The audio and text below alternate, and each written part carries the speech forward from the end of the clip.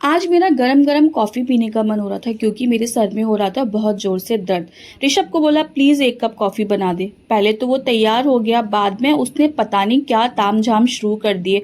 मैं जब भी इस लड़के से कुछ करने की कहती हूँ वो नए नए एक्सपेरिमेंट करता है। 1 मिनट के काम को 10 मिनट के लिए करता है, जबकि 1 मिनट में अच्छी सी कॉफ़ी बन सकती थी। लेकिन नहीं, एक्सपेरिमेंट करना बहुत ज़रूरी है। यूट्यूब पे कहीं देखा कि बोतल में कॉफ़ी बनाने का ट्रेंड चालू है, तो इसने भी अपना ट्रेंड शुरू कर दिया। इससे कहने के बाद मैं बहुत पछताती हूँ कि मैं इससे काम की बोलती ही क्यों हूँ। 1 कप कॉफ़ी मैं खुद भी अपने लिए बना सकती थी, लेकिन हाय मेरी फूटी किस्मत, क्योंकि मुझे इसके हाथ की कॉफ़ी जो पीनी थी और इसने अपना जो एक्सपेरिमेंट शुरू करा। मैं तो परेशान हो गई थी इसको देखकर कि 1 कप कॉफ़ी के लिए मुझे कितना कुछ झेलना पड़ रहा है। इस लड़के ने जगह जगह चीनी फैला दी, पानी फैला दी और पता नहीं क्या ही कर रहा था। मैं इससे कह रही थी तेरे बस का नहीं है, लगा ही पड़ा था। मैं उसको बोल रही थी रहन दे। नहीं मम्मा, आज आपको मेरे हाथ की कॉफ़ी पीनी ही पड़ेगी। बेटा पीनी तो पड़ेगी, साथ में सफाई भी करनी पड़ेगी। मैंने जब भी ऋषभ से कुछ करने की बोला होगा, ऋषभ ने कुछ नया एक्सपेरिमेंट ही किया होगा और मुझे इतना गुस्सा दिलाता है इसका ये नया एक्सपेरिमेंट। पर जैसा भी है मेरा ही है। फाइनली इसकी कॉफ़ी बनके रेडी हो गई थी।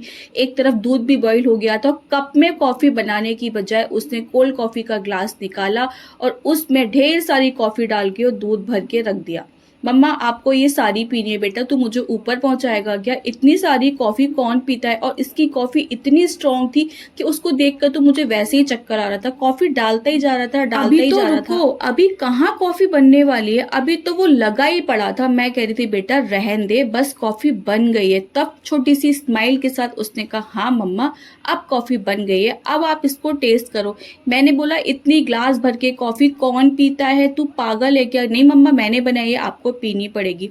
फिर मैंने उसको थोड़ा सा एक्सक्यूज दिया और कॉफ़ी टेस्ट करी। अब बच्चे ने इतनी मेहनत करी है तो कुछ तो करना पड़ेगा। इतनी कड़वी कॉफ़ी थी कि मैं बता नहीं सकती। बाद में मैंने खुद ही के लिए कॉफ़ी अच्छे से बनाई, झाड़ू लगवाई। जो तूने डस्ट किया है उसको तू ही साफ करेगा। फाइनली कॉफ़ी बन गई थी। ये काम मैं पहले ही कर लेती तो इतना मुझे सहना नहीं पड़ता। यहाँ हम दोनों माँ बेटों ने बैठ के अच्छे से कॉफ़ी पी। मैंने कान पकड़ लिए कि कभी ऋषभ से कॉफ़ी के लिए नहीं बोलूंगी। फिर भी नहीं मान रहा था। मम्मा एक शिप और लेके देखो, शायद आपको अच्छी लगे।